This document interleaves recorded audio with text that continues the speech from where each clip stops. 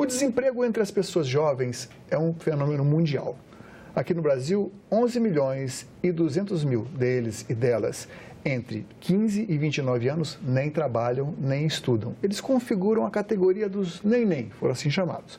As causas, os efeitos e as possíveis soluções para esse problema são tema da nossa entrevista com a professora Débora Bahrein, da Faculdade de Administração da Universidade de Brasília. E conosco aqui no estúdio, a jornalista Aline Guedes, da Agência Senado, participa também da entrevista. Professora, seja bem-vinda.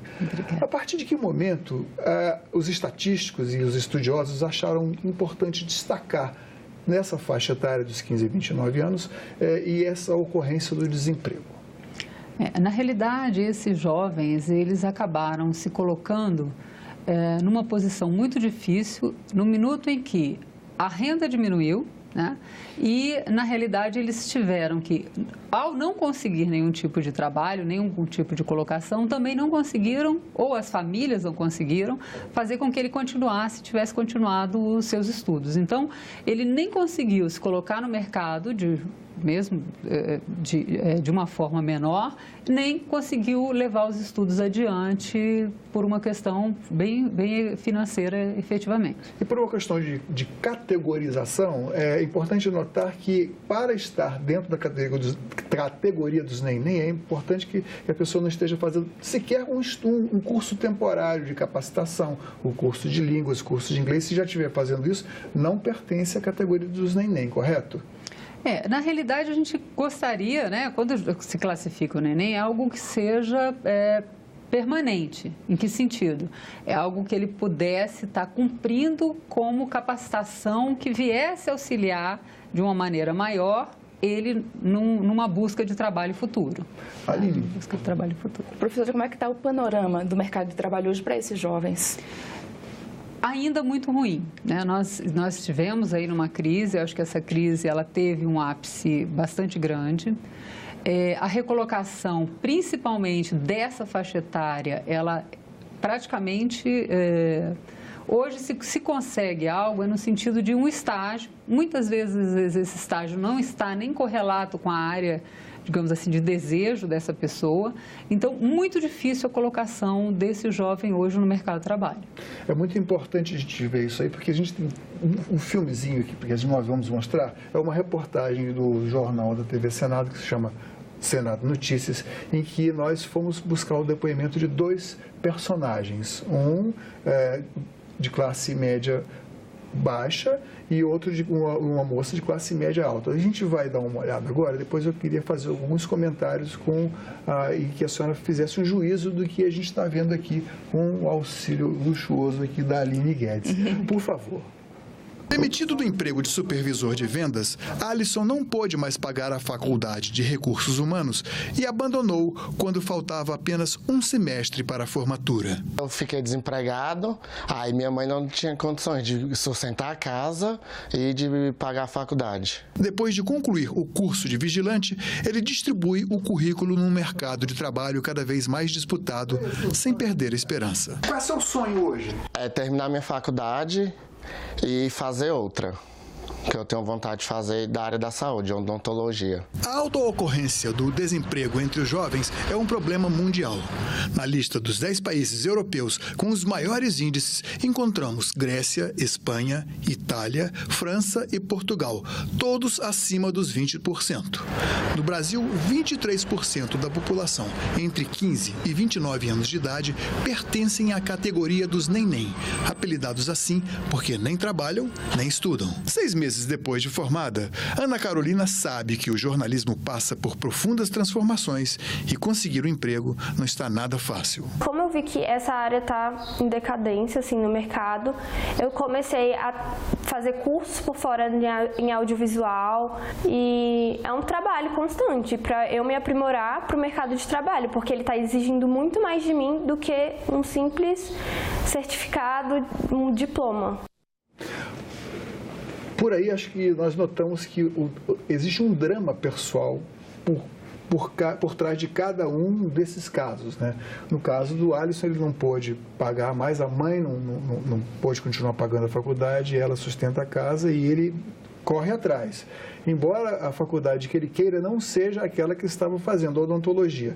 No caso da Ana Carolina, que também mora às custas dos pais, ela quer sair de casa como um sonho de todo jovem e procura se aperfeiçoar de alguma forma. E ela tem perfeita noção de que o jornalismo é uma profissão em baixa, né? Por favor, você quer fazer alguma pergunta? Eu queria que a senhora comentasse esse cenário que a gente acabou de ver. Aí a gente consegue identificar algumas coisas que não são uma particularidade só dos dois, né? Primeiro, é a dificuldade do estabelecimento de qual área efetivamente você gostaria de passar boa parte da sua vida trabalhando. Então, hoje você não tem essa orientação, né? Dentro das faculdades ou mesmo em algum outro ambiente em que o jovem conseguisse aliar aquilo que ele, por exemplo, desejaria, né, com aquilo que poderia ser efetivo e eficaz em termos de trabalho. Aquilo que os antigos chamavam de vocação, ou isso, ideal. Você vê que às vezes os pais não têm, e isso a gente não está colocando em todas as linhas, seja de pessoas com alto poder aquisitivo ou um pouco menos abastadas, você vê que não há orientação. O jovem, ele está bastante solitário nessa procura. Aí a pessoa fala, mas você tem aí uma série de instrumentos, né? Você tem um Google para pesquisa, mas não é uma efetiva, digamos assim, uma efetiva conversa de um diagnóstico. Então, ali, por exemplo, ele escolheu um curso, claro, uma questão financeira ele não conseguiu terminar, mas não era o curso que ele gostaria.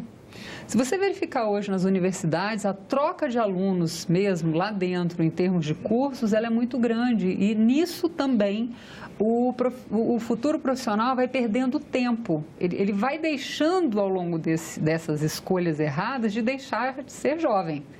E aí ele já se apresenta ao mercado com uma faixa etária grande, sem experiência, e isso acaba atrapalhando ele nessa conquista de uma nova profissão.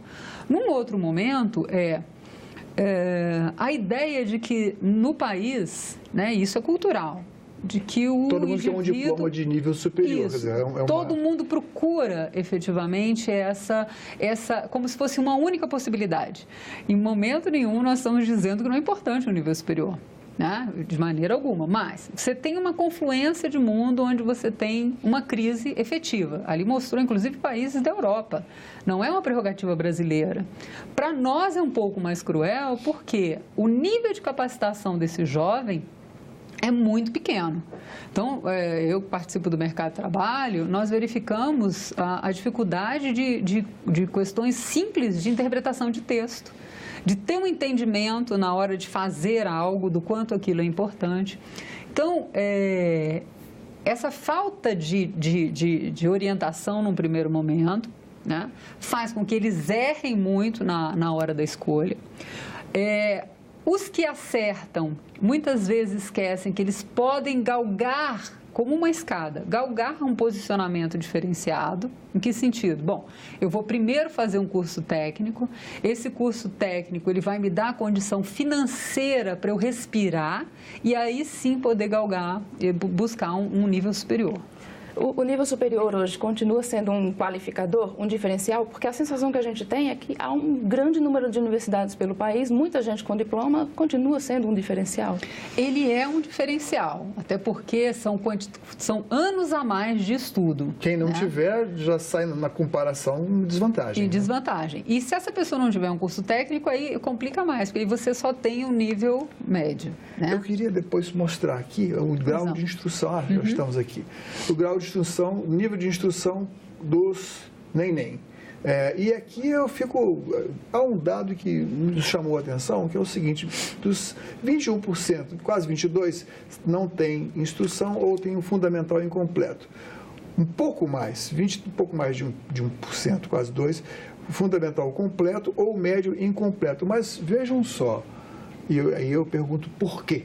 Que 55,1%, mais da metade, portanto, dos neném, tem um nível de instrução médio completo ou superior incompleto. Como é que se explica isso?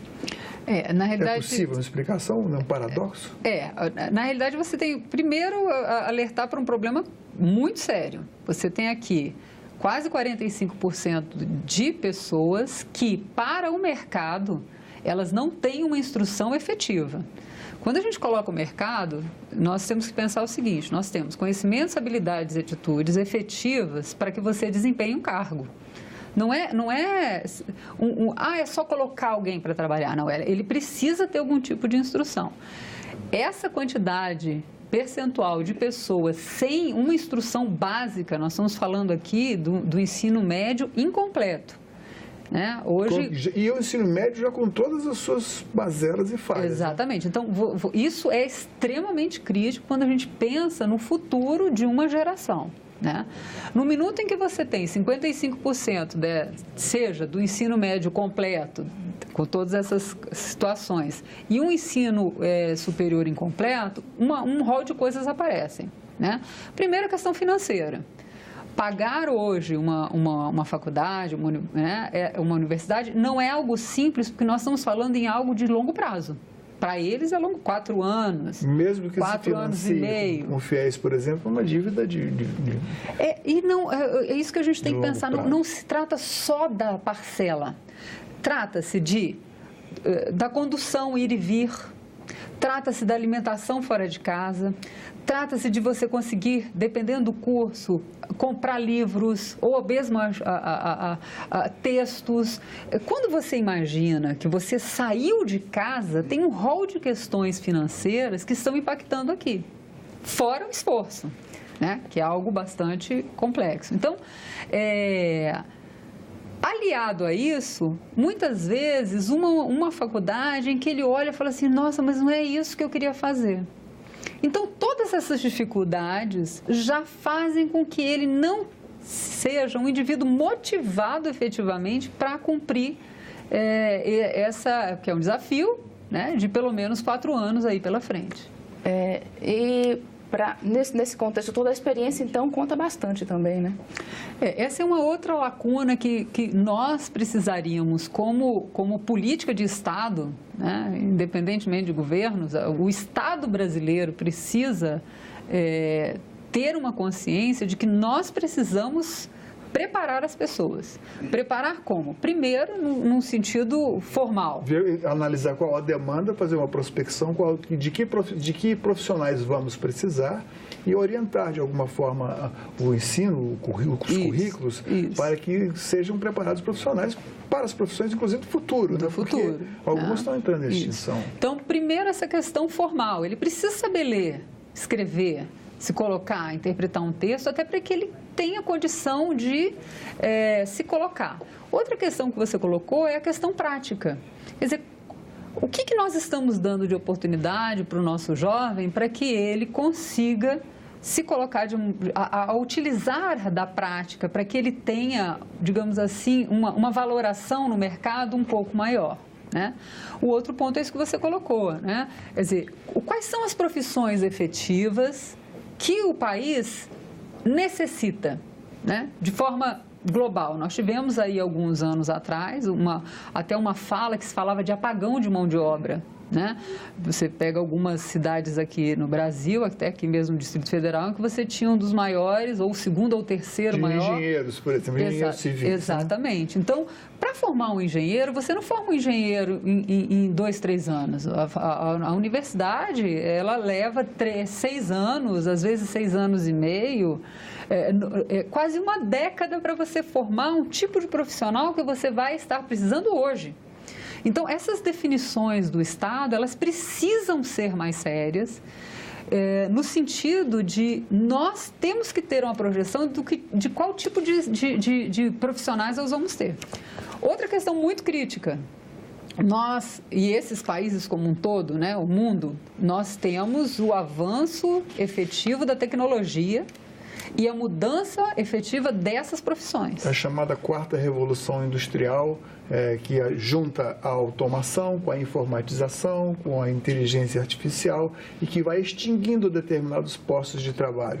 Exatamente. Ou então fazendo que os postos de trabalho sejam uberizados, né? Que passem por uma uberização onde não há aquela expectativa do emprego. Há uma função, um ofício, uma função exercida por uma pessoa que é remunerada, mas sem qualquer estabilidade, enfim. Esse é o mercado de trabalho de hoje, né? E o que acontece nessa confluência? O preparo não pode ser um arremedo, o preparo não pode ser algo pequeno, pelo contrário. As pessoas que estão e que estiverem participando dentro desse novo paradigma de mundo, baseado nesse tipo de conhecimento, elas vão necessitar desse preparo formal. Então, o indivíduo sem ensino médio, eu fico imaginando, falei, meu Deus, como é que nós vamos fazer? Porque o longo período para construir essas pessoas, veja bem, ensino médio, 3 anos, mas você está falando de década. E isso é muito preocupante para um país. Então, essas novas tecnologias, eu até estava conversando com o pessoal da Ciência e Tecnologia, eles disseram assim, olha, Débora, nós vamos ter mudanças efetivas, né, nos próximos 10 anos que vão impactar de uma maneira muito grande as profissões. Seja, né, tudo aquilo que significar trabalho braçal, isso vai ser substituído efetivamente pela máquina. Né? O rol de tecnologias, esse próprio jovem inserido dentro dessa nova possibilidade, desde desenvolvimento de games, para vocês terem uma ideia, eles estão, na brincadeira eles descobrem às vezes coisas, isso que é o fantástico do jovem, é por isso que a gente não pode ser cruel com eles.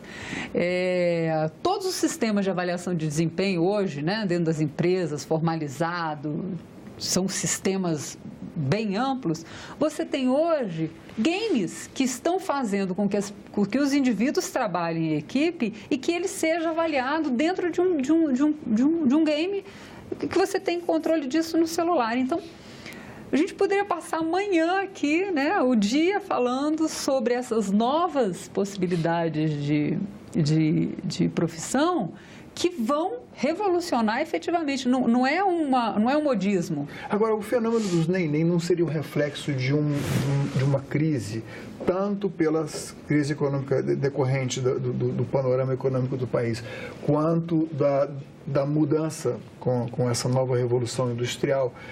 Não seria um reflexo de que pode haver também um agravamento das desigualdades em função? Com certeza. De todas essas mudanças? Isso já estaria ocorrendo? Isso já está ocorrendo e lamentavelmente, a tendência é ter uma piora.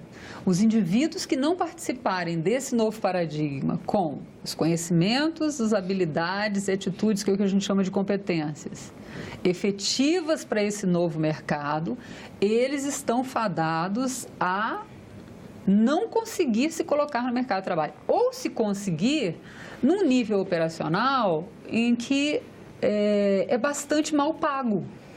Claro que ninguém está, né, no primeiro momento, o jovem tem sonhos, ele tem vontades, ele quer progredir.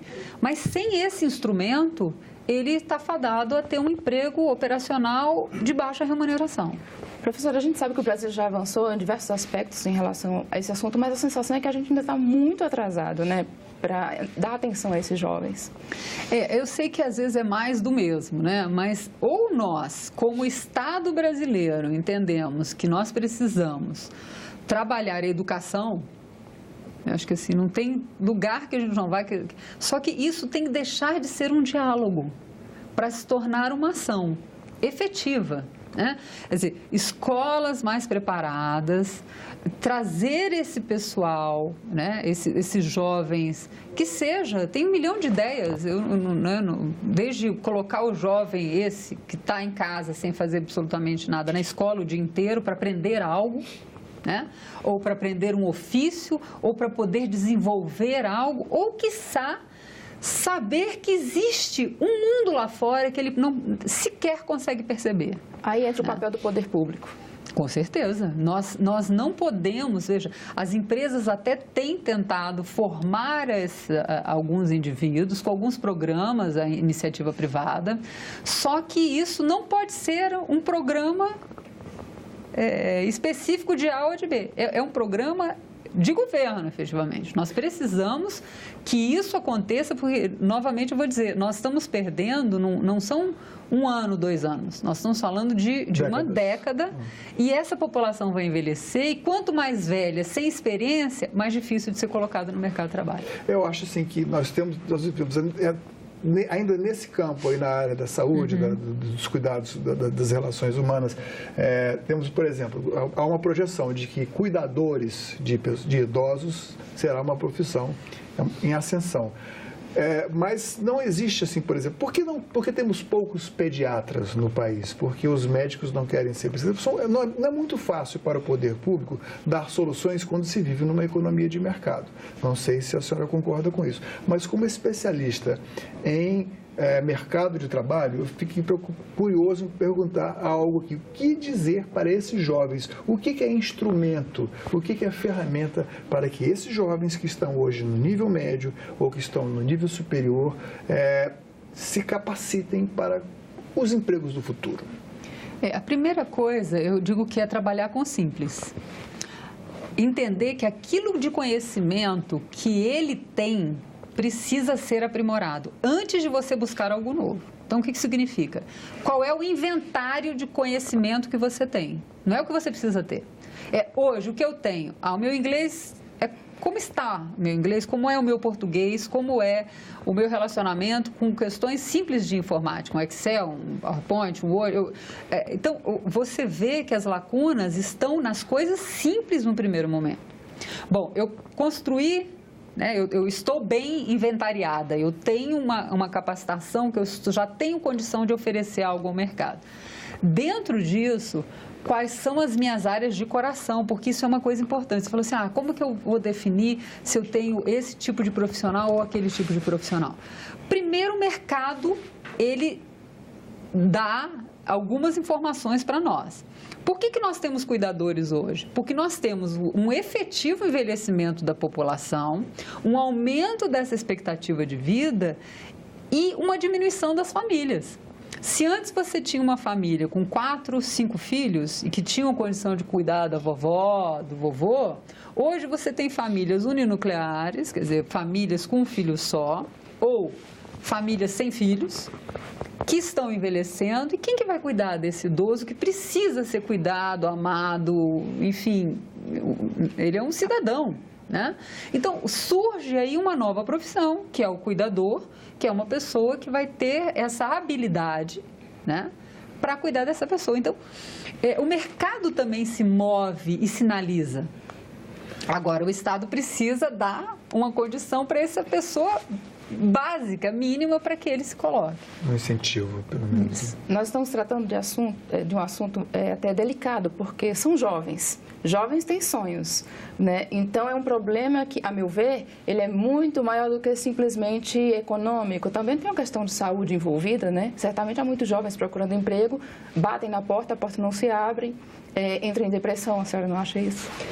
Inclusive, a própria sistemática já está colocando, né? Não é só a prerrogativa do jovem, mas uma palavra que é difícil se a gente parar para pensar, que é desalentado. Quer dizer, o que é um indivíduo desalentado? Isso é doloroso. Uma categoria, aquele que desistiu de procurar um emprego. Sim, né? Então, na realidade, nesse rol dos jovens, existem sim uma quantidade de pessoas já desesperançadas. Quer dizer, como você tira o sonho na época em que a gente mais sonha na vida? A gente pode dizer isso, né? Você está começando a construir e a projetar o seu futuro. Então, isso pode se tornar efetivamente, pode não, já é um problema de saúde pública, né?